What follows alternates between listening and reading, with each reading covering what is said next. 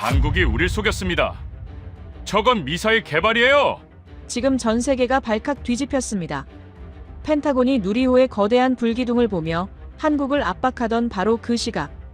정작 대한민국은 12월 2일 새벽 아리랑 7호를 조용히 우주로 쏘아 올렸습니다. 미국 위성조차 놓친 북한의 수상한 움직임에 백악관이 공포에 질린 절체절명의 순간. 침묵하던 대한민국이 조용히 사진 한 장을 테이블 위로 던졌습니다. 발사 불과 5시간 만에 평양의 움직임을 정밀하게 추적해내자 미국은 충격에 빠졌습니다. 나사조차 물리적으로 불가능하다고 믿었던 3시간의 기적. 과연 무슨 일이 벌어진 걸까요? 전 세계를 경악시킨 아리랑 7호와 그 뒤에 숨겨진 놀라운 진실. 그 모든 사건의 전말을 지금 바로 공개합니다. 새벽 3시 12분, 저를 깨운 건 30년 경력 통틀어 세 번째 듣는 3중 경보음이었습니다. NGA 상황실로 뛰어들어간 저는 그 순간 믿을 수 없는 장면을 목격했죠. 미국의 SBIRS 위성 3기가 동시에 먹통입니다. 화면엔 붉은 경고만 깜빡이고 누군가 소리쳤습니다. 국장님, 북한 미사일입니다. 3발이 동시에. 제 손이 떨렸습니다. 이건 훈련이 아니었죠. 저는 윌리엄 하워드입니다. 미국 국가지리정보국 NGA의 국장이죠. 30년 넘게 위성과 정찰 시스템을 다뤄왔습니다. 공군 정보장교로 시작해서 CIA 분석관을 거쳐 이 자리까지 왔습니다. 그동안 수없이 많은 위기를 봤지만 오늘 같은 상황은 처음이었습니다. 상황실 모니터 12개가 전부 붉은색으로 물들어 있었습니다. SBIRS 조기경보 위성 1호, 2호, 5호가 동시에 데이터 전송을 멈췄다는 겁니다. 이게 무슨 의미인지 아십니까? 미국이 하늘에서 완전히 눈이 먼 겁니다. 북한이 쏜 미사일 3발이 지금 어디로 날아가는지, 어디를 향하는지 우리는 아무것도 볼 수 없다는 뜻이죠.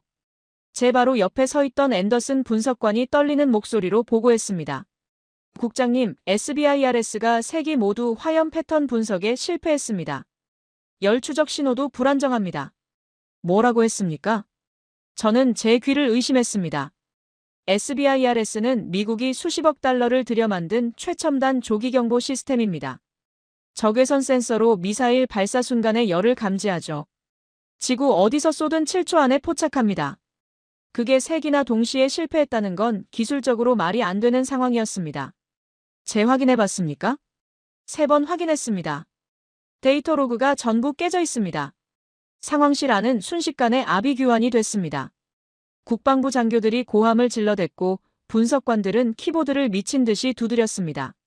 누군가는 백악관에 전화를 걸고 있었고 누군가는 펜타곤과 연결을 시도하고 있었죠.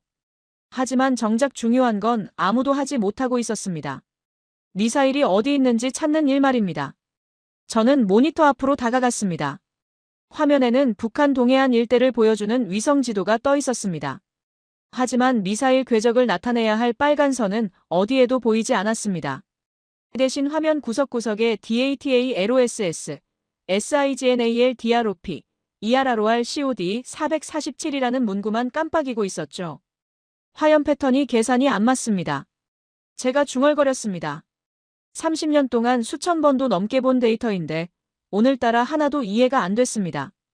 미사일이 발사될 때 나오는 열 신호는 일정한 패턴이 있습니다. 연료 종류, 추진체 크기, 상승 속도에 따라 고유한 열 지문이 찍히죠. 그걸 분석하면 미사일의 종류와 목표 지점을 예측할 수 있습니다. 그런데 지금 우리 위성이 잡은 데이터는 그 어떤 패턴과도 맞지 않았습니다. 그때 밀러 장군이 상황실로 뛰어들어왔습니다. 미국 사이버 사령부 사령관이죠. 그는 저를 보자마자 소리쳤습니다. 하워드 국장, 지금 상황이 어떻게 된 겁니까? SBIRS 위성 3기가 동시 고장입니다. 미사일 추적이 불가능합니다. 불가능하다고요? 미국 위성이 북한 미사일 하나 못 잡는다는 겁니까? 3발입니다, 장군님. 그리고 지금 그 3발이 어디로 가는지 우리는 모릅니다. 장내가 얼어붙었습니다. 밀러 장군의 얼굴이 창백하게 변했죠. 그도 이 상황의 심각성을 즉시 이해한 겁니다. 미사일이 어디로 가는지 모른다는 건 요격도 할 수 없다는 뜻입니다. 그리고 만약 그 미사일이 미국 본토를 향한다면 일단 모든 외부 신호 차단하십시오. 밀러 장군이 명령을 내렸습니다. 한국이든 일본이든 누구와도 정보 공유 금지. 이 상황이 밖으로 새어나가면 안 됩니다. 저는 그 명령을 듣는 순간 뭔가 잘못됐다는 걸 느꼈습니다. 지금은 자존심을 챙길 때가 아닙니다. 정보를 모아야 할 때죠. 하지만 밀러 장군은 이미 통신 차단 지시를 내렸고 상황실 직원들은 하나둘 외부 채널을 끊기 시작했습니다. 저는 다시 모니터로 시선을 돌렸습니다. 그리고 그때였습니다. 화면 구석에서 뭔가 이상한 걸 발견한 겁니다. NGA 보조 채널에 미약한 신호 하나가 깜빡이고 있었습니다. 푸른색 불빛이었죠. 다른 경고등들이 전부 빨간색인 것과 대조적이었습니다. 저는 그 신호를 클릭했습니다. 화면에 짧은 텍스트가 떴습니다. 아리랑치로 한국항공우주연구원. 저는 잠시 멈칫했습니다. 아리랑치로는 제가 알기로 아직 정식 실전 투입이 안 된 위성이었습니다. 시험 운영 단계에 있다고 들었죠. 그런데 지금 이 위성이 신호를 보내고 있다는 겁니까? 국장님, 앤더슨이 다급하게 불렀습니다. 미사일이 중간 단계에서 급격한 회전을 시작했습니다. 궤도 예측 알고리즘이 전부 실패했습니다. 뭐라고요? 미사일이 회전한다고요? 저는 황급히 앤더슨의 모니터로 달려갔습니다. 화면에는 희미하게나마 잡힌 레이더 신호가 보였습니다. 그런데 그 신호가 정상적인 포물선 궤도가 아니라 이상한 나선형을 그리고 있었습니다. 미사일이 비행 중에 회전한다는 건 기만 기동이거나 구조적 결함을 의미합니다. 어느 쪽이든 예측이 불가능하다는 뜻이죠. 이게 어떻게 가능합니까? 저는 중얼거렸습니다. 30년 경력이 오늘따라 아무 쓸모가 없었습니다. SBIRS는 미사일을 못 보고 레이더는 궤도를 못 잡고 예측 시스템은 전부 오류를 뱉어내고 있었습니다. 미국의 모든 기술이 동시에 무너지는 순간이었죠. 그때 제 시선이 다시 그 푸른색 신호로 향했습니다. 아리랑치로 한국. 저는 본능적으로 그 로그 파일을 손에 쥐었습니다. 지금 이 상황에서 한국 위성이 뭘 보고 있는지는 모르겠지만 혹시 모릅니다. 혹시나 하는 마음이었죠. 밀러 장군이 제 뒤에서 말했습니다. 한국 데이터? 무시하십시오. 지금 우리도 정신없는데 검증되지 않은 타국 정보까지 볼 여유 없습니다. 저는 밀러 장군의 명령을 무시하고 그 푸른색 신호를 클릭했습니다. 화면에 로딩바가 나타났고 몇 초 후 영상 파일 하나가 열렸습니다. 아리랑치로가 보낸 위성 영상이었죠. 그 순간 저는 숨이 멎는 것 같았습니다. 영상은 북한 동해안 상공을 촬영한 것이었습니다. 구름층이 두껍게 끼어 있었는데도 그 아래 지형이 선명하게 보였습니다. 미사일 발사대 옆에 서 있는 차량의 형태까지 식별이 가능했죠. 저는 본능적으로 고개를 저었습니다. 이건 말이 안 됩니다. 광학 위성이 구름을 뚫고 이 정도 해상도를 낸다는 건 물리적으로 불가능하거든요. 이거 조작 아닙니까? 제 옆에 서 있던 앤더슨이 제 생각을 그대로 말했습니다. 국장님, 저 해상도는 0.2m급처럼 보입니다. 하지만 구름이 있는 상태에서 저건 불가능하죠. 저도 압니다. 저는 팔짱을 꼈습니다. 30년 동안 위성 영상을 봐왔지만 저런 건 처음이었습니다. 너무 완벽했어요. 오히려 그게 의심스러웠죠. 앤더슨, 이 영상의 메타데이터를 확인해 보십시오. 타임스탬프, 촬영고도, 센서 정보 전부 다요. 알겠습니다. 앤더슨이 재빨리 데이터를 뜯어봤습니다. 저는 화면을 계속 응시했습니다. 영상 속에서 미사일 3발이 화염을 뿜으며 상승하고 있었습니다. 그 화염의 패턴이 너무나 세밀하게 잡혀 있었어요. 연소 온도, 추진체 분출 각도, 화염 끝부분의 떨림까지 전부 보였습니다. 미국 SBIRS가 놓친 바로 그 데이터들이었죠. 하지만 저는 쉽게 믿을 수가 없었습니다. 한국, 그 작은 나라가 미국보다 뛰어난 위성 기술을 가지고 있다고요? 아무리 생각해도 이상했습니다. 미국은 수십 년간 수천억 달러를 위성 개발에 쏟아부었습니다. 한국이 그걸 따라잡았다는 게 상식적으로 납득이 안 됐죠. 국장님, 메타데이터 확인했습니다.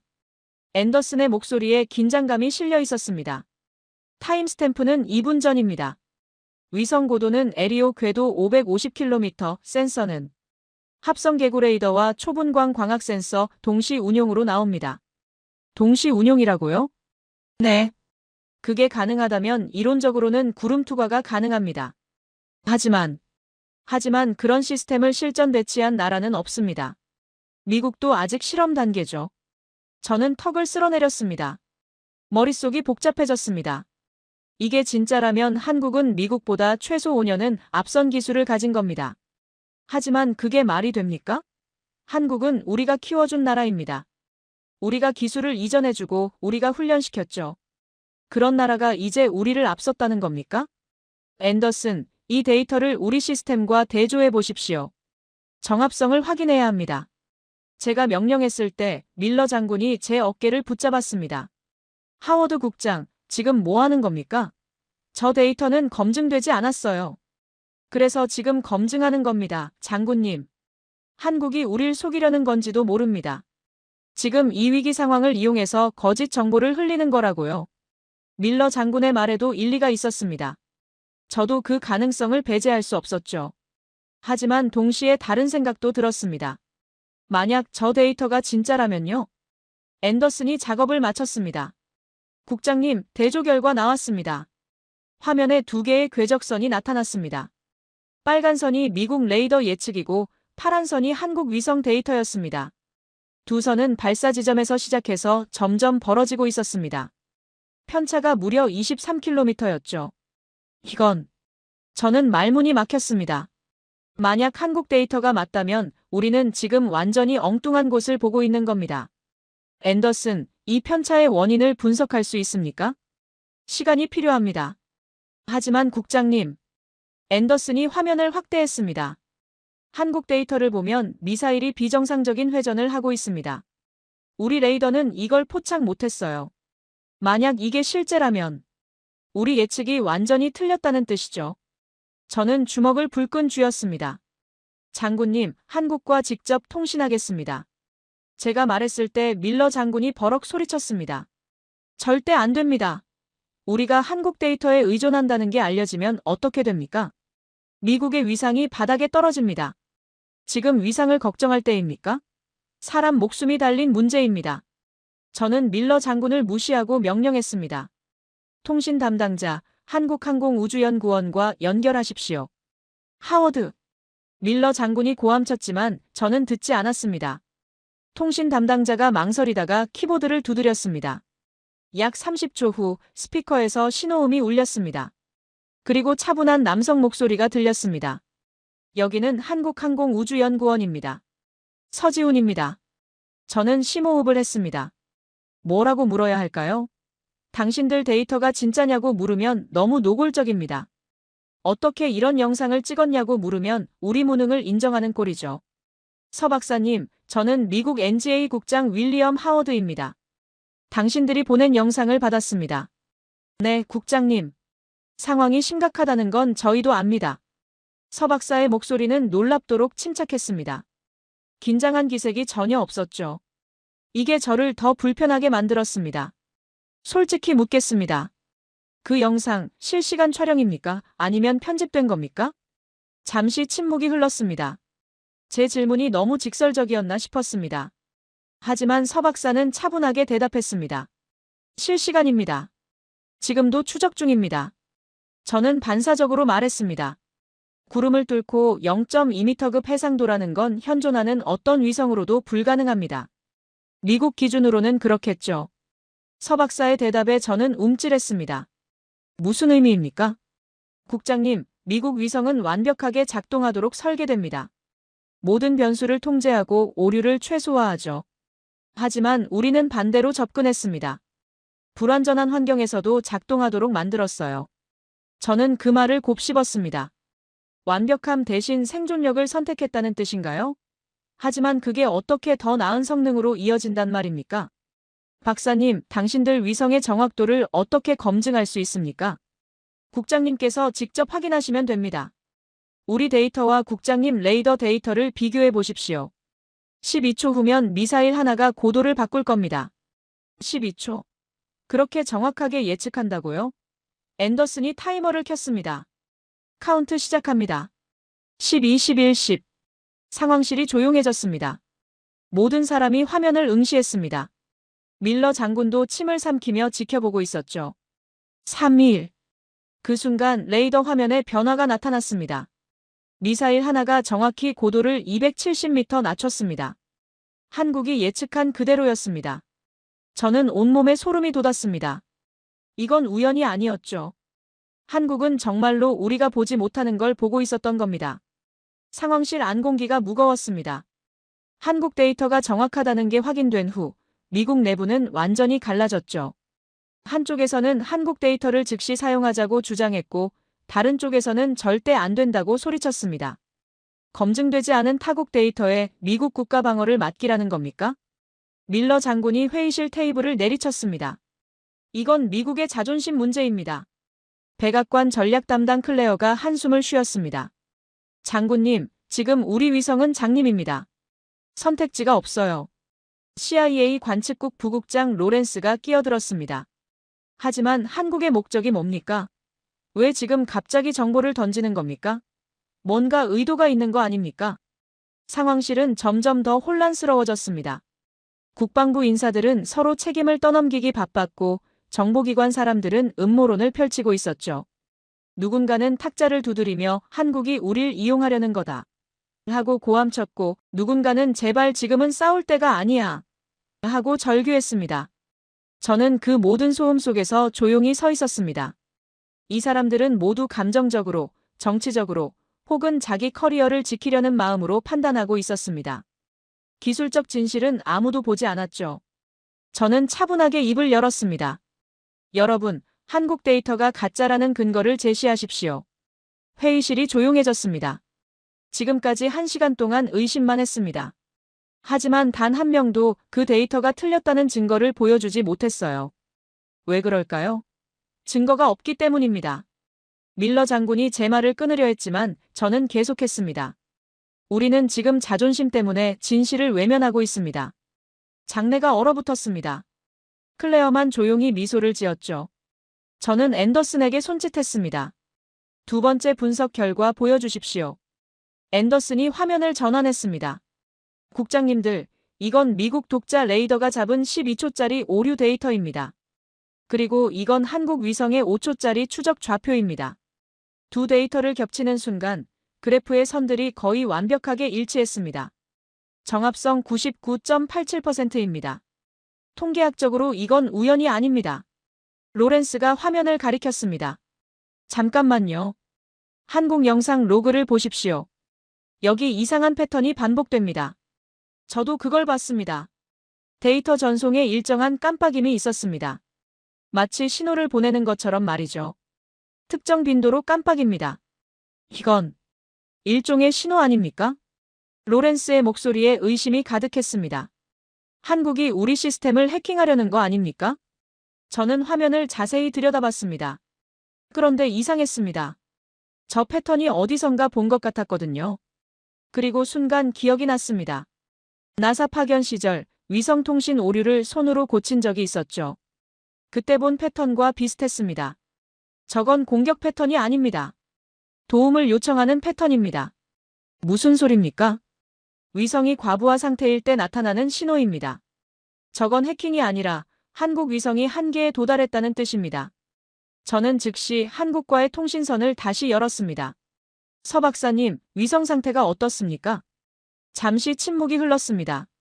그리고 서 박사의 목소리가 들렸는데 처음으로 긴장감이 느껴졌습니다. 솔직히 말씀드리겠습니다. 좋지 않습니다. 센서 온도가 92도까지 올라갔어요. 정상 작동 온도는 얼마입니까? 45도입니다. 상황실이 술렁였습니다. 설계 한계를 2배나 넘긴 겁니다. 얼마나 버틸 수 있습니까? 30분. 어쩌면 그보다 짧을 수도 있습니다. 제 심장이 쿵 내려앉았습니다. 한국의 눈이 사라지면 미국은 다시 장님이 됩니다. 박사님, 왜 이렇게 무리하십니까? 위성을 시킬 수는 없습니까? 방법은 있습니다. 서 박사가 담담하게 대답했습니다. 추적을 멈추면 됩니다. 하지만 그럼 우리도 국장님도 미사일을 못 봅니다. 저는 말문이 막혔습니다. 한국은 자국 위성을 태워가며 이 추적을 계속하고 있었던 겁니다. 박사님, 미국 시스템은 왜 이걸 못하는 겁니까? 솔직히 말해 주십시오. 서 박사가 잠시 망설였습니다. 그리고 조심스럽게 입을 열었습니다. 국장님, 미국 위성은 고장나지 않도록 설계됩니다. 모든 변수를 통제하고 완벽하게 작동하도록 만들죠. 하지만 우리는 반대입니다. 고장이 나도 버티도록 설계합니다. 그 말이 제 가슴에 꽂혔습니다. 그게 무슨 의미입니까? 미국은 시스템을 믿습니다. 절차를 믿고 매뉴얼을 믿죠. 하지만 한국은 현장을 믿습니다. 우리는 전쟁 속에서 살아남아야 했으니까요. 저는 아무 말도 할 수 없었습니다. 30년 동안 제가 믿어온 모든 게 흔들리고 있었습니다. 그때 스피커에서 다른 목소리가 들렸습니다. 젊은 남성의 목소리였죠. 국장님, 여기는 한국연구원 김도윤입니다. 도윤 연구원입니다. 미사일 10패턴 분석 결과 말씀드리겠습니다. 화면에 복잡한 그래프가 나타났습니다. 10패턴이 일정하지 않습니다. 내부 연소가 불안정해요. 이건 불량 미사일입니다. 불량이라고요? 다른 목소리가 끼어들었습니다. 차분한 여성 목소리였습니다. 박세림 연구원입니다. 언제든 폭주 가능성이 있다는 뜻입니다. 문제는 미국 위성이 이 작은 변화를 전혀 못 본다는 겁니다. 앤더슨이 제 옆에서 속삭였습니다. 국장님, 우리 시스템은 노이즈를 자동으로 걸러냅니다. 너무 미세한 변화는 오류로 판단하고 무시하죠. 한국은 그 노이즈 속에서 진짜를 찾아낸 겁니다. 저는 충격을 받았습니다. 미국 시스템은 너무 완벽해서 오히려 결함을 못 보는 겁니다. 한국은 불완전한 환경에서 살아남기 위해 그 불완전함을 이용하는 법을 배웠고요. 세 번째 목소리가 들렸습니다. 중년 남성의 목소리였죠. 이태성 연구원입니다. 국장님, 만약 미국이 우리 데이터를 차단하신다면 우리는 아날로그로 우회하겠습니다. 아날로그라고요? 네. 인터넷이 안 되면 전화로, 전화가 안 되면 팩스로, 팩스가 안 되면 손으로 그려서라도 보내드리겠습니다. 저는 웃음이 나올 뻔했습니다. 한국의 이 끈질긴 생존력이란. 밀러 장군이 제 뒤에서 말했습니다. 하워드 국장, 한국 데이터를 끊겠습니다. 위에서 명령이 내려왔습니다. 끊으면 끝납니다. 국장은 절차를 따라야 합니다. 저는 밀러 장군을 돌아봤습니다. 장군님, 절차가 사람 목숨보다 중요합니까? 이건 명령입니다. 그럼 저는 명령을 거부하겠습니다. 장내가 얼어붙었습니다. 30년 경력 통틀어 처음으로 저는 상관의 명령을 정면으로 거부한 겁니다. 화면 속 한국 위성의 온도가 98도로 올라갔습니다. 빨간색 경고등이 더 빠르게 깜빡이기 시작했습니다. 한국의 눈이 죽어가고 있었습니다. 사장. 제가 밀러 장군의 명령을 거부한 직후 백악관에서 긴급 화상회의가 소집됐습니다. 국가안보보좌관 제프리가 화면에 나타났죠. 그의 표정은 차갑게 굳어 있었습니다. 하워드 국장, 상황을 정리하겠습니다. 제프리가 단호하게 말했습니다. 한국 데이터는 참고 자료로만 활용합니다. 작전 주도권은 반드시 미국이 가져갑니다. 이건 협상 대상이 아닙니다. 저는 그 말의 진짜 뜻을 알아챘습니다. 한국 데이터는 쓰되 공로는 미국이 가져간다는 겁니다. 한국을 이용만 하고 존재는 지우겠다는 거죠. 보좌관님, 그건 옳지 않습니다. 옳고 그름의 문제가 아닙니다, 국장. 국익의 문제입니다. 클레어가 조용히 분노하는 표정을 지었지만 아무 말도 하지 않았습니다. 저는 혼자였습니다. 그럼 한국에게는 뭐라고 말합니까? 아무 말도 하지 마십시오. 그냥 데이터만 받으세요. 저는 주먹을 불끈 쥐었습니다. 30년 공직 생활 동안 이렇게 부끄러운 적이 없었습니다. 저는 다시 한국과의 통신선을 열었습니다. 그런데 이번엔 한국 국방부가 응답했습니다. 여기는 대한민국 국방부입니다. 미국 NGA 국장 윌리엄 하워드입니다. 현재 상황에 대해 논의하고 싶습니다. 노코멘트입니다. 저희는 상황 분석 중입니다. 노코멘트라고요? 당신들은 지금 미사일을 추적하고 계시지 않습니까? 상황 분석 중입니다. 똑같은 대답만 반복됐습니다. 저는 이상함을 느꼈습니다. 이건 겁먹은 태도가 아니었습니다. 뭔가를 숨기는 태도였죠. 저들이 뭘 준비하는 겁니까? 앤더슨이 제 옆에서 중얼거렸습니다.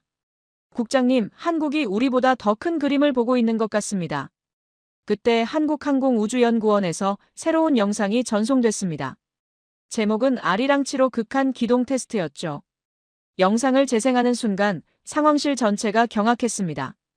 아리랑 7호가 15도 급선회를 하며 미사일 궤도를 따라 회전하고 있었습니다. 위성이 마치 전투기처럼 움직이고 있었죠. 이건 상식을 벗어난 기동이었습니다. 저게 가능한 겁니까? 미국 기술참모 한 명이 외쳤습니다.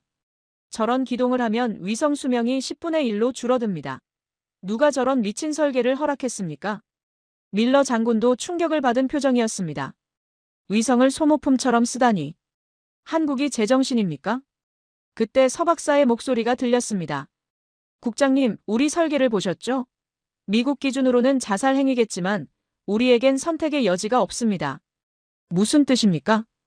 우리는 오늘 죽으면 내일이 없습니다. 그 말이 제 가슴을 강하게 쳤습니다. 한국은 미래를 생각할 여유가 없는 겁니다. 오늘을 살아남는 게 먼저였죠. 박사님, 솔직히 묻겠습니다. 당신들의 진짜 목적이 뭡니까? 잠시 침묵이 흘렀습니다. 그리고 서 박사가 천천히 입을 열었습니다. 국장님, 북한 미사일은 지금 궤도 오류가 심합니다. 만약 초기 트래킹을 놓치면. 서 박사가 말을 멈췄습니다. 미국으로 갈 확률보다 서울로 떨어질 확률이 더 높습니다. 저는 충격을 받았습니다. 한국이 미국을 돕는 게 아니었습니다. 한국은 자국의 생존 때문에 이 모든 걸 건 겁니다. 그럼 당신들은 미국이 아니라 서울을 지키려는 겁니까? 둘 다입니다. 미사일이 서울로 떨어지든 미국으로 가든 결과는 똑같습니다. 전쟁입니다. 저는 할 말을 잃었습니다. 제가 한국을 오해하고 있었던 겁니다. 그들은 동맹이라서 돕는 게 아니었습니다. 살아남기 위해 싸우고 있었던 거죠. 화면에 한국연구원 세림의 얼굴이 나타났습니다. 국장님, 착각하지 마십시오. 미국이든 한국이든 상관없습니다. 저는 우리 가족이 사는 서울만 안 죽으면 됩니다. 서 박사가 이어서 말했습니다. 국장님, 우리는 동맹이라서 돕는 게 아닙니다. 같은 지구에 살기 때문입니다. 그 말이 제가 지금까지 잊고 있던 기본값이라는 걸 깨달았습니다. 국익도 자존심도 정치도 아닌 그냥 인간으로서의 본능이었죠. 그때 백악관에서 새로운 메시지가 도착했습니다. 모든 한국 데이터 공식 경로에서 제외. SNS급 채널 차단. 즉시 실행. 밀러 장군이 저를 쳐다봤습니다. 하워드, 위에서 명령이 내려왔습니다. 한국 데이터를 끊어야 합니다. 끊으면 끝납니다. 그래도 명령입니다. 장군님. 저는 밀러 장군을 똑바로 쳐다봤습니다. 저는 평생 매뉴얼을 지켰습니다.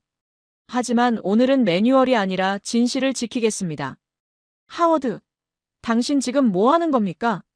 저는 대답하지 않고 제 개인 암호 채널을 열었습니다. 국장 전용 비상통신선이죠. 이걸 사용하면 규정 위반이지만 저는 더 이상 신경 쓰지 않았습니다. 서 박사님, 들리십니까? 네, 국장님. 공식 채널이 차단될 겁니다.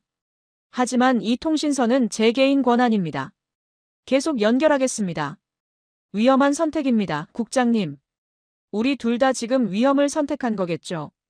서 박사가 작게 웃었습니다. 처음으로 긴장이 풀린 웃음이었죠. 그렇군요. 그럼 끝까지 함께 가시죠. 밀러 장군이 고함쳤습니다. 하워드, 당신 군사법정 간다. 그럼 법정에서 뵙죠, 장군님. 상황실이 술렁였습니다. 누군가는 제가 미쳤다고 했고 누군가는 박수를 쳤습니다. 클레어는 조용히 미소 지었죠. 서 박사의 목소리가 다시 들렸습니다. 국장님, 미사일이 궤도 불안정 상태에 들어갔습니다. 앞으로 40분이 지구의 운명을 결정합니다. 40분. 네. 미국이든 한국이든 이제 이 싸움은 기술전이 아니라 시간전입니다. 저는 고개를 끄덕였습니다. 그럼 끝까지 함께 버티지. 알겠습니다. 화면 속 아리랑 7호의 온도가 105도를 넘어섰습니다. 위성이 비명을 지르고 있었습니다. 하지만 멈출 수 없었습니다. 한국도 미국도 저도. 우리 모두 이제 멈출 수 없는 길에 들어선 겁니다. 그때 앤더슨이 외쳤습니다. 국장님, 미사일 하나가 또 방향을 틀었습니다. 시간이 없었습니다. 정말로 40분밖에 남지 않았습니다. 제가 밀러 장군의 명령을 거부한 직후 백악관에서 긴급 화상회의가 소집됐습니다. 국가안보보좌관 제프리가 화면에 나타났죠. 그의 표정은 차갑게 굳어 있었어요. 하워드 국장, 상황을 정리하겠습니다. 제프리가 단호하게 말했습니다. 한국 데이터는 참고 자료로만 활용하십시오. 작전 주도권은 반드시 미국이 가져가야 합니다. 이건 협상 대상이 아닙니다. 저는 그 말의 진짜 뜻을 알아챘죠. 한국 데이터는 쓰되 공로는 미국이 가져간다는 겁니까? 한국을 이용만 하고 존재는 지워버리겠다는 거였어요. 보좌관님, 그건 옳지 않습니다. 옳고 그름의 문제가 아닙니다, 국장. 국익의 문제입니다. 클레어가 조용히 분노하는 표정을 지었지만 아무 말도 하지 않았어요. 저는 혼자였죠. 30년 공직 생활 동안 이렇게 부끄러운 적이 없었습니다. 그럼 한국에게는 뭐라고 말하라는 겁니까? 아무 말도 하지 마십시오. 그냥 데이터만 받으세요. 저는 주먹을 불끈 쥐었습니다. 이건 배신이었어요. 명백한 배신이었죠. 저는 다시 한국과의 통신선을 열었습니다. 그런데 이번엔 한국 국방부가 응답했어요. 여기는 대한민국 국방부입니다. 미국 NGA 국장 윌리엄 하워드입니다. 현재 상황에 대해 논의하고 싶습니다. 노코멘트입니다. 저희는 상황 분석 중입니다. 노코멘트라고요? 당신들은 지금 미사일을 추적하고 계시지 않습니까? 상황 분석 중입니다. 똑같은 대답만 반복됐어요. 저는 이상함을 느꼈죠. 이건 겁먹은 태도가 아니었습니다. 뭔가를 철저히 숨기고 있는 얼굴이었어요. 준비된 얼굴이었죠. 저들이 뭘 준비하는 겁니까? 앤더슨이 제 옆에서 중얼거렸습니다. 국장님, 한국이 우리보다 더 큰 그림을 보고 있는 것 같습니다. 맞는 말이었어요. 한국의 침묵이 너무 과도하게 침착했거든요. 마치 이미 다음 수를 다 준비해둔 것처럼 말이죠. 그때 한국항공우주연구원에서 새로운 영상이 전송됐습니다. 제목은 아리랑치로 극한 기동 테스트였죠. 영상을 재생하는 순간 상황실 전체가 경악했어요. 아리랑치로가 15도 급선회를 하며 미사일 궤도를 따라 회전하고 있었습니다. 위성이 마치 전투기처럼 움직이고 있었죠. 이건 상식을 완전히 벗어난 기동이었어요. 저게 가능한 겁니까? 미국 기술참모 한 명이 외쳤습니다. 저런 기동을 하면 위성 수명이 10분의 1로 줄어듭니다. 누가 저런 미친 설계를 허락했습니까? 밀러 장군도 충격을 받은 표정이었어요. 위성을 소모품처럼 쓰다니 한국 지금 제정신입니까? 그때 서 박사의 목소리가 차분하게 들렸습니다. 국장님, 우리 설계를 보셨죠? 미국 기준으로는 자살 행위겠지만 우리에겐 선택의 여지가 없어요. 무슨 뜻입니까? 우리는 오늘 죽으면 내일이 없습니다. 그 말이 제 가슴을 강하게 쳤어요. 한국은 미래를 생각할 여유가 없는 겁니다. 오늘을 살아남는 게 먼저였죠. 위성 수명. 그런 건 내일 걱정할 문제였던 거예요. 박사님, 솔직히 묻겠습니다. 당신들의 진짜 목적이 뭡니까? 잠시 침묵이 흘렀습니다. 그리고 서 박사가 천천히 입을 열었어요. 국장님, 북한 미사일은 지금 궤도 오류가 심합니다. 만약 초기 트래킹을 놓치면. 서 박사가 잠시 말을 멈췄죠. 미국으로 갈 확률보다 서울로 떨어질 확률이 더 높습니다. 저는 그 순간 머리를 한 대 얻어맞은 것 같았어요. 한국이 미국을 돕는 게 아니었던 겁니다. 한국은 자국의 생존 때문에 이 모든 걸 걸고 있었던 거죠. 그럼 당신들은 미국이 아니라 서울을 지키려는 겁니까? 둘 다입니다, 국장님. 미사일이 서울로 떨어지든 미국으로 가든 결과는 똑같아요. 전쟁입니다. 화면에 한국연구원 세림의 얼굴이 나타났습니다. 30대 후반쯤 되어 보이는 여성이었죠. 국장님, 착각하지 마십시오. 세림 연구원의 목소리는 담담했지만 단호했어요. 미국이든 한국이든 상관없습니다. 저는 우리 가족이 사는 서울만 안 죽으면 됩니다. 서 박사가 이어서 말했습니다. 국장님, 우리는 동맹이라서 돕는 게 아닙니다.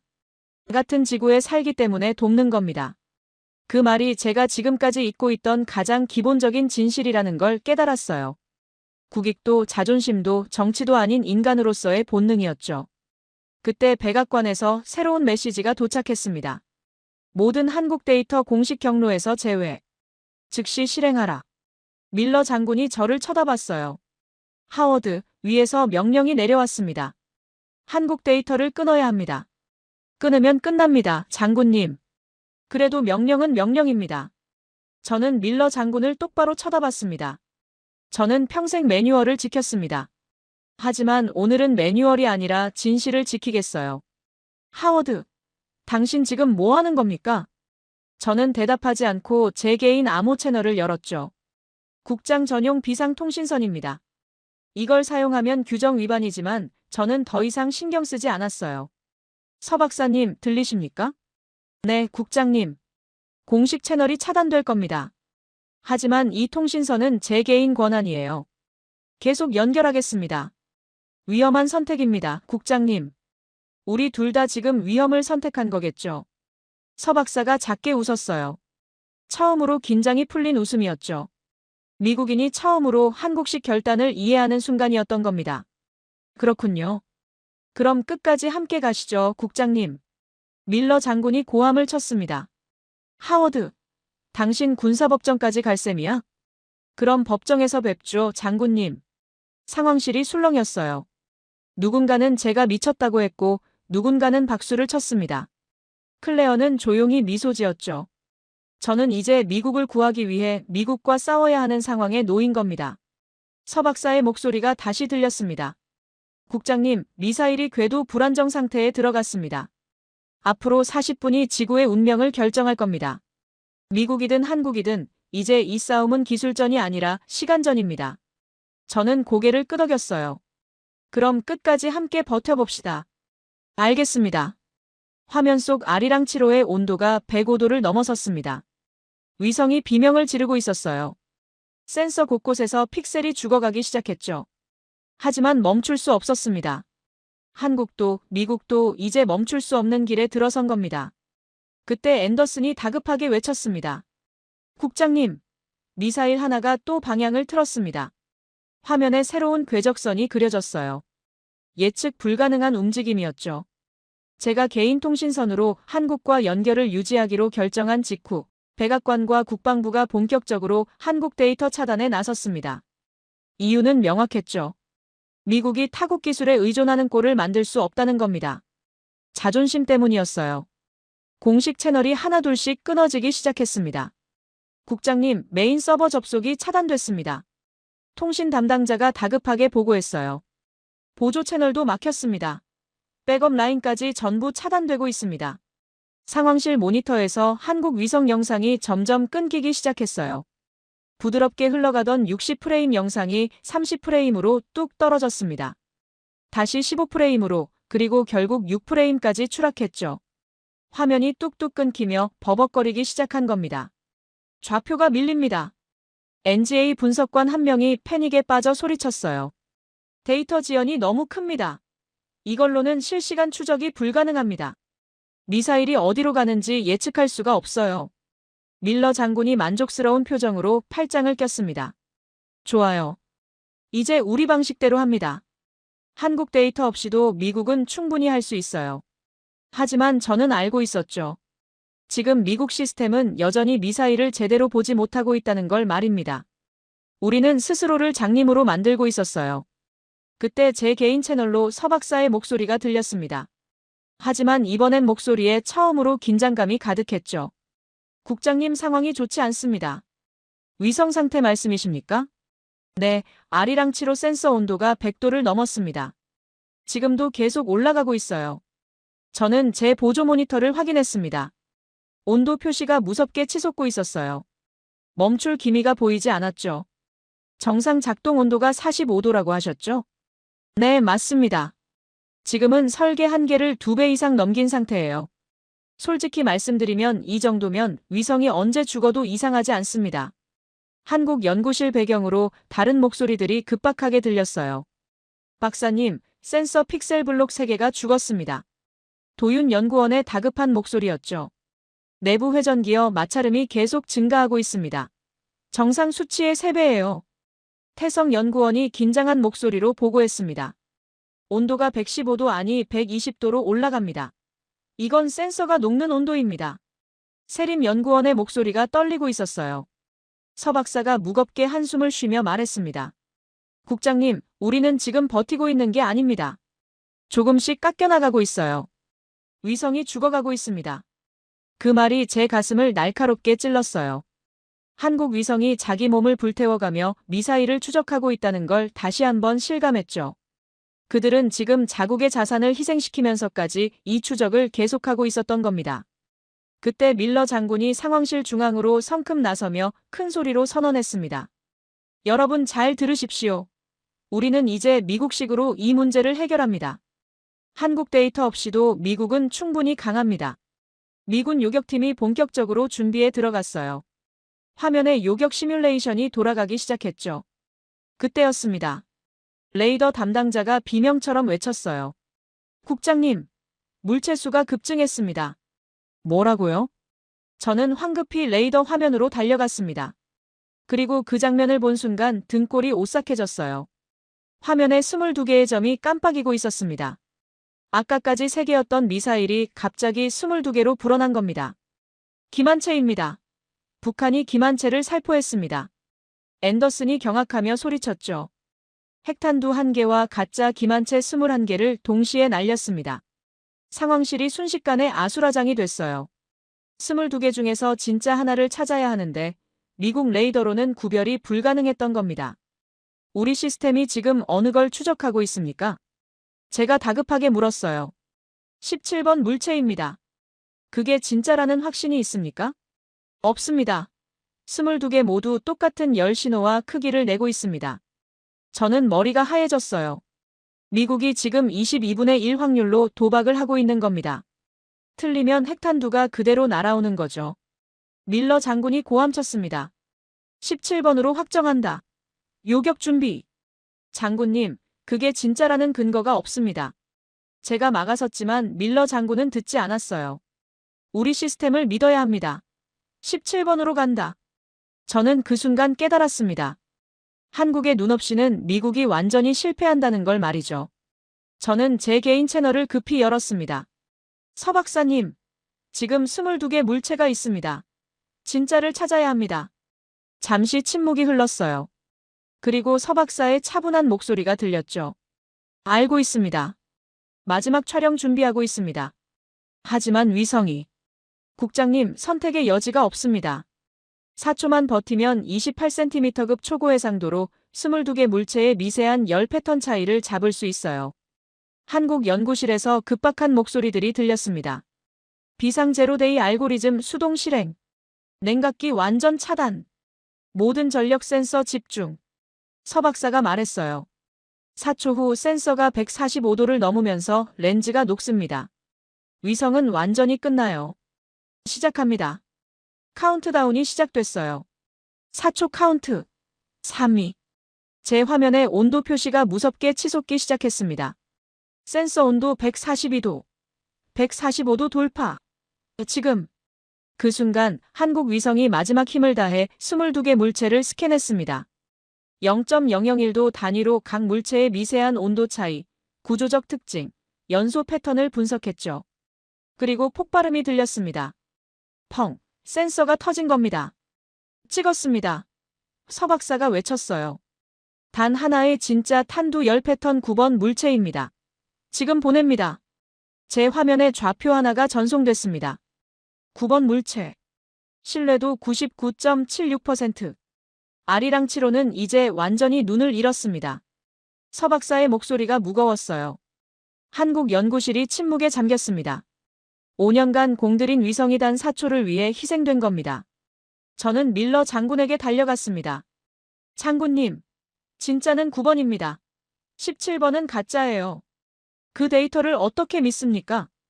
한국이 위성을 태워서 잡아낸 좌표입니다. 신뢰도 99.76%입니다. 밀러 장군이 망설였어요. 상황실 전체가 저를 쳐다봤죠. 장군님, 17번을 쏘면 우리는 가짜를 맞추는 겁니다. 핵탄두는 그대로 날아옵니다. 밀러 장군의 얼굴이 창백해졌어요. 결국 그가 이를 악물고 외쳤습니다. 목표 변경. 9번 물체로 전환하라.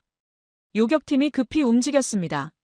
좌표가 수정되고 요격 미사일이 새로운 목표를 향했죠. 저는 통신선 너머로 조용히 말했습니다. 박사님, 당신들이 세상을 구했습니다. 아닙니다, 국장님. 서 박사가 담담하게 대답했어요. 우리는 그냥 우리 가족을 지킨 것뿐입니다. 서울을 지킨 거예요. 앤더슨이 경악하며 중얼거렸습니다. 22개 중 하나를 단 4초 만에 찾아냈다니. 저는 화면을 보며 말했어요. 한국이 자기들 별 하나를 태워서 만든 기적입니다. 한국의 눈이 죽었습니다. 하지만 그 마지막 사초가 미국을, 아니 세계를 구한 겁니다. 한국 위성의 마지막 좌표 덕분에 미국이 진짜 탄두를 요격하는 데 성공했습니다. 상황실에 환호성이 터졌죠. 분석관들이 서로 껴안고 군 장교들이 박수를 쳤습니다. 하지만 그 환호도 잠시 백악관에서 긴급 화상회의가 소집됐어요. 국가안보보좌관 제프리의 얼굴이 화면에 나타났습니다. 표정이 심상치 않았어요. 축하나 안도의 기색은 전혀 없었죠. 여러분, 축하합니다. 위기를 잘 막아냈습니다. 제프리가 차갑게 말했습니다. 이제 대국민 발표문을 정리하겠습니다. 오늘 이번 위기 상황은 미국이 독자적인 기술과 판단으로 해결한 것으로 공식 기록합니다. 한국에 대한 언급은 일절 금지입니다. 저는 제 귀를 의심했어요. 방금 뭐라고 한 겁니까? 보좌관님, 지금 무슨 말씀을 하시는 겁니까? 말 그대로입니다, 하워드 국장. 한국은 이번 사건에서 절대로 언급하지 마십시오. 그들의 위성 데이터도 좌표 정보도 그 어떤 것도 공식 기록에 남기지 않을 겁니다. 국방부 장관이 화면에 끼어들었습니다. 한국에서 받은 모든 데이터는 검증 과정에서 오류와 신뢰도 부족으로 폐기 처리했다는 기록으로 남기겠습니다. 이미 언론 브리핑팀에게 최종 시나리오를 전달했어요. 2시간 후 백악관에서 공식 발표합니다. 저는 도저히 믿을 수가 없었습니다. 한국이 자국의 5년짜리 위성을 단 사초를 위해 희생시켜가며 미국을 구했는데 이제 그 모든 걸 완전히 지워버리겠다는 겁니까? 보좌관님, 그건 옳지 않습니다. 한국이 무엇을 했는지 우리 모두 봤지 않습니까? 하워드 국장, 지금 당신이 뭘 말하려는지 알고 있습니다. 제프리가 날카롭게 말했어요. 하지만 생각해 보십시오. 만약 미국이 타국의 기술에 의존해서 이번 위기를 해결했다는 게 전 세계에 알려지면 어떻게 되겠습니까? 우리의 동맹국들이 미국의 능력을 의심하기 시작할 겁니다. 적대국들은 미국의 약점을 발견했다고 생각하겠죠. 미국의 군사적, 기술적 위상이 한순간에 무너져 내릴 겁니다. 하지만 그건 명백한 거짓말입니다. 국익을 지키기 위한 필요한 전략적 조치일 뿐입니다. 클레어 보좌관이 화면 한쪽에서 조용히 분노하는 표정을 지었지만 끝내 입을 열지 않았어요. 이 회의실에서 저를 지지해줄 사람은 아무도 없었습니다. 저는 완전히 혼자였죠. 화상회의가 끝나자마자 밀러 장군이 NGA 상황실로 성큼 들어왔습니다. 그의 표정도 단단하게 굳어 있었어요. 하워드 국장, 지금 즉시 한국 데이터 서버를 전부 삭제하십시오. 장군님, 지금 뭐라고 하셨습니까? 아리랑 7호에서 받은 모든 데이터를 공식 기록에서 완전히 지워버리라는 겁니다.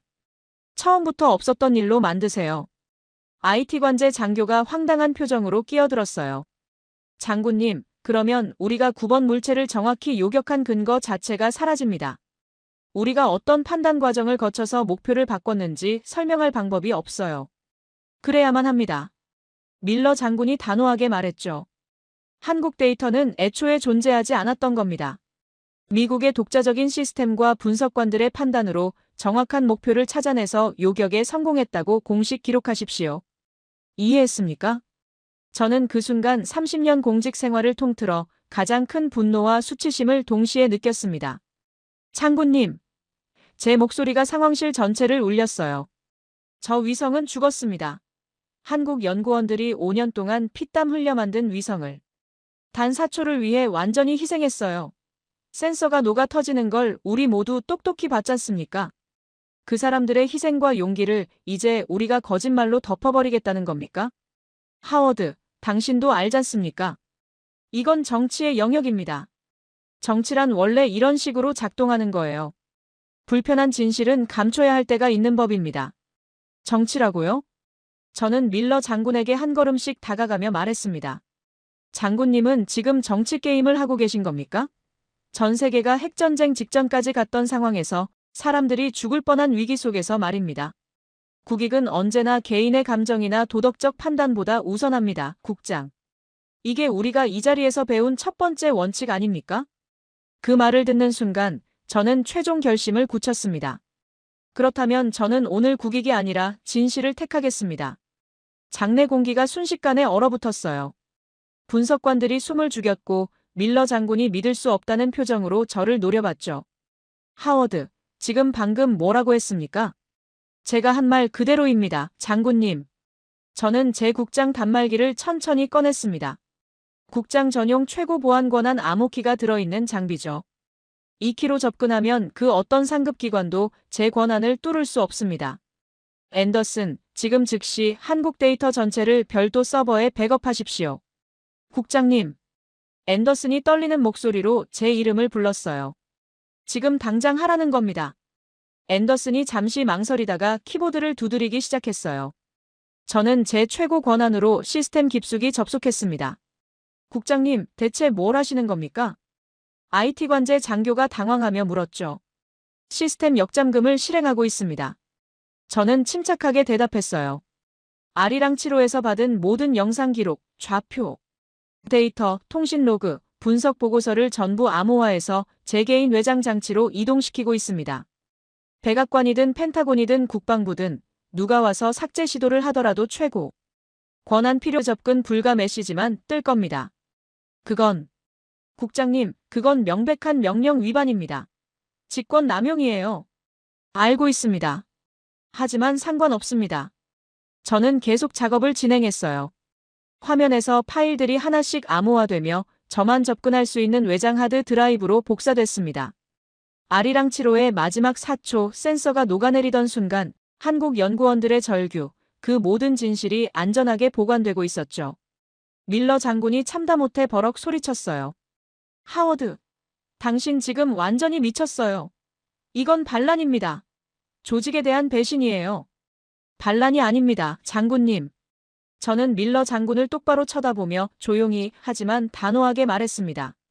저는 지금 진실을 지키고 있을 뿐입니다. 거짓말에 동조하지 않는 게 반란이라면 기꺼이 반란자가 되겠습니다. 좋아요, 그렇게 나오시는 겁니까?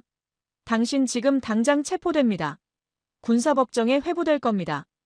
당신 30년 쌓아온 경력이 하루아침에 무너질 거예요.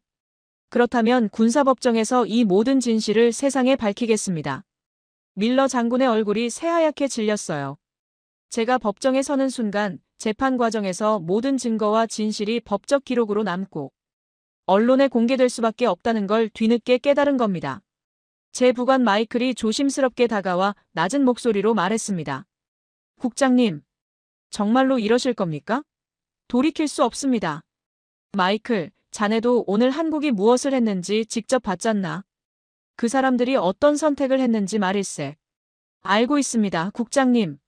하지만 국장님께서 이러시면 모든 걸 잃게 됩니다. 모든 걸 잃는 게 문제가 아닙니다, 마이클. 저는 외장 드라이브를 조심스럽게 주머니에 넣으며 말했어요. 오늘 제가 가는 곳은 감옥이 아니라 진실을 향한 길입니다. 그게 더 중요합니다. 저는 상황실을 나와 NGA 본관 브리핑룸으로 향했습니다. 복도를 걸어가는 동안 제 손이 떨리고 있다는 걸 느꼈어요.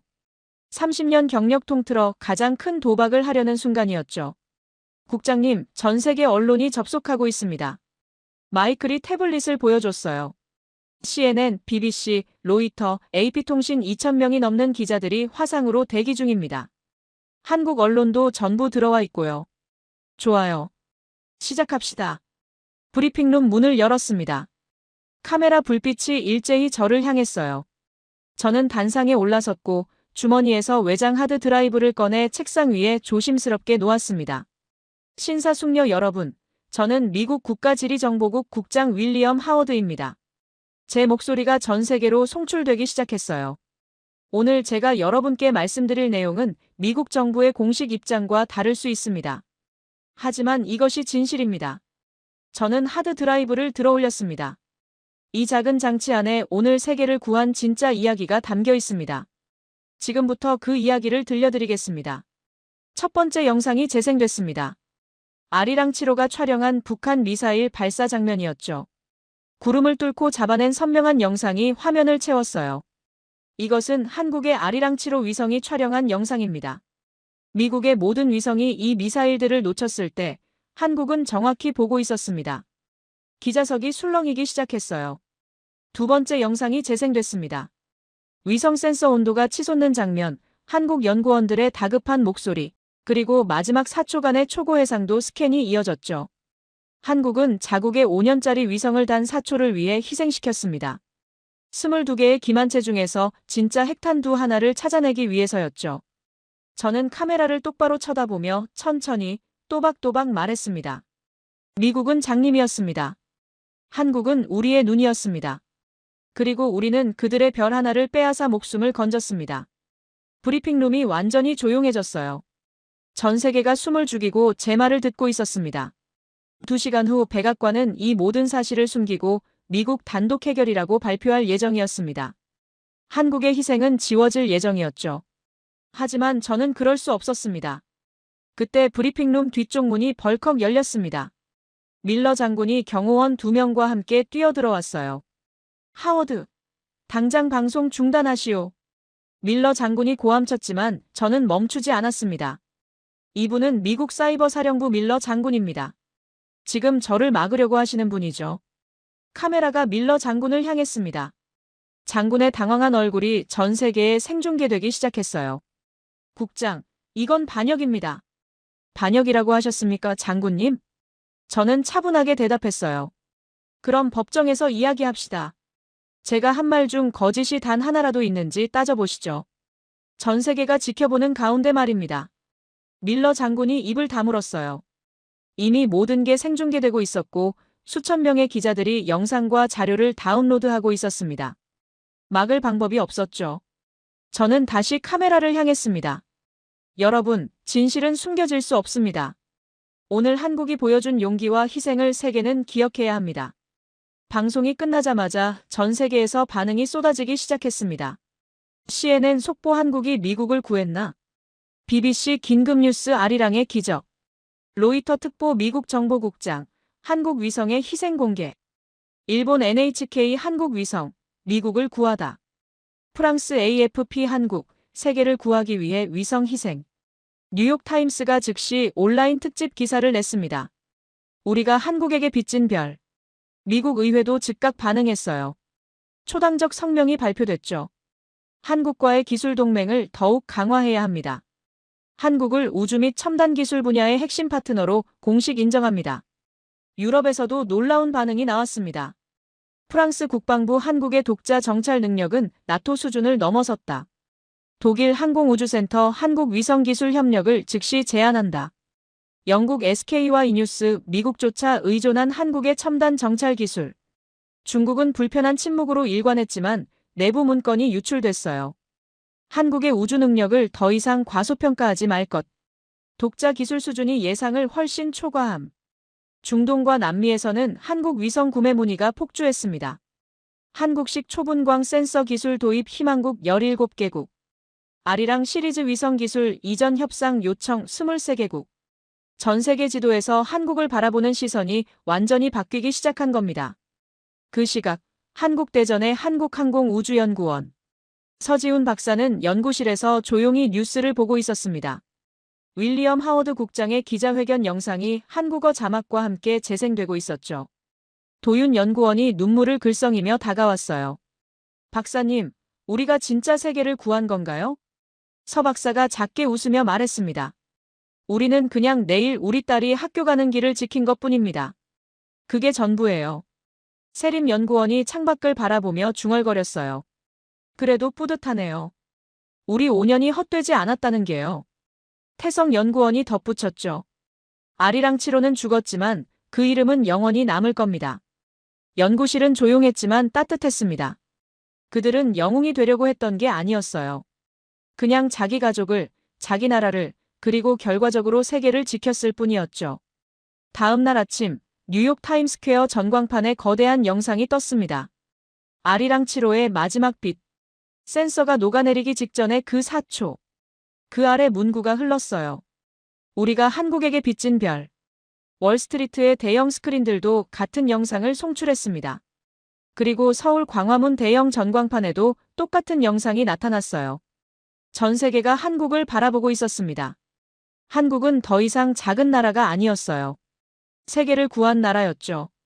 저는 브리핑룸을 나오며 주머니 속 빈 외장 드라이브를 만졌습니다.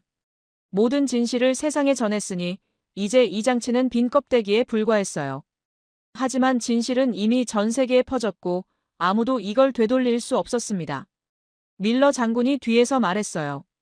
하워드, 당신 정말로 모든 걸 잃었어요. 저는 돌아보며 웃었습니다. 아니요, 장군님. 저는 오늘 가장 중요한 걸 지켰습니다. 바로 진실이죠. 여러분, 오늘 이야기 어떠셨습니까? 아리랑치로는 단사초를 위해 5년의 생명을 불태웠고 그 희생으로 세계를 구했죠.